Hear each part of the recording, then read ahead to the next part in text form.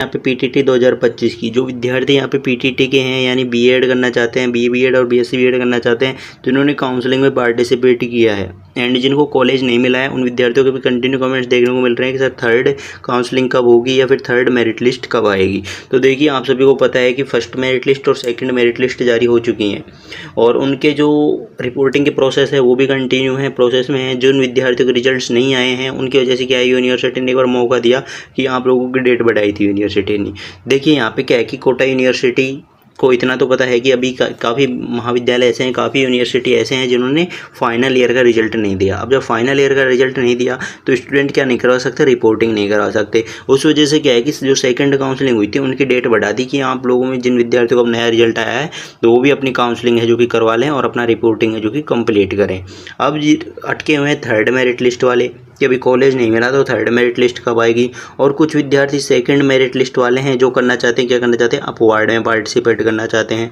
एक तो देखिए थर्ड मेरिट लिस्ट और अपवार्ड इन दोनों चीज़ों को लेकर कमेंट्स देखने को मिले हैं। तो दोनों की अगर हम बात करें तो आप यहाँ पे देखें जो सेकंड काउंसलिंग का शेड्यूल था, चेंजेस शेड्यूल जो कि 23 यहाँ पे अगस्त को जारी हुआ था, 23 अगस्त को ये नोटिफिकेशन जारी हुआ जिसमें इन्होंने ये साफ साफ कर दिया कि 22,000 रुपये जमा करने की जो अंतिम तिथि है वो 23, वैसे पहले लास्ट डेट थी उसको बढ़ाकर इन्होंने कितना किया था, 29 किया था। 29 आपकी जा चुकी है।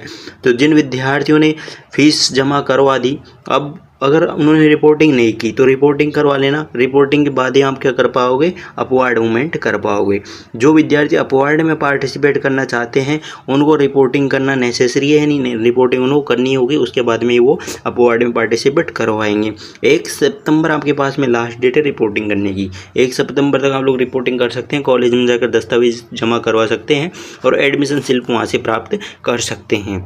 अब बात आ जाती है देखिए अपवार्ड के फॉर्म कब शुरू हो जाएंगे। जैसे कि 1 सितंबर को तो क्या हो रही है यहाँ पे, ये आपकी काउंसलिंग खत्म हो रही है सेकंड काउंसलिंग, और उसके बाद में मान के चलिए 2 सितंबर से आपका नोटिफिकेशन अगर दे देंगे तो 2 सितंबर से भी आपके फॉर्म शुरू हो सकते हैं अपवार्ड के। और 2 सितंबर से अगर फॉर्म शुरू हो जाते हैं तो लगभग 5 से 6 दिन तो ये प्रोसेस चलेगा आपका अपवार्ड का। यानी 2 सितंबर, 3 सितंबर, 4, 5, 6, 7 इस तरह से 7, 8 सितंबर तक ये डेट्स चली जाएंगी अपवार्ड में ही, अपवार्ड का लिस्ट आना, अपवार्ड की रिपोर्टिंग होना, तो ये प्रोसेस होगा। अब देखिए जो थर्ड मेरिट लिस्ट वाले हैं यानी अपवार्ड का तो क्लियर हो चुका है कि 7-8 दिन लग जाएंगे अपवार्ड का प्रोसेस होने में। 2 तारीख से मान के चलिए 8 तारीख तक आपका प्रोसेस हो भी जाता है। तो थर्ड मेरिट लिस्ट आपकी, थर्ड मेरिट लिस्ट को लेकर फिर नोटिफिकेशन जारी होगा या 9-10 तारीख को नया नोटिफिकेशन आ जाएगा थर्ड काउंसलिंग को लेकर, जिसमें आपको डेट दी जाएंगी कि जिन विद्यार्थियों ने 5,000 रुपये जमा नहीं किए वो या तो जमा करवा दें, ये भी डेट आपको मौका मिल सकता है। और जिन्होंने 5,000 रुपये जमा करवा दिए, कॉलेज नहीं भर पाए तो कॉलेज भर सकेंगे, ये भी आपको मौका मिल सकता है।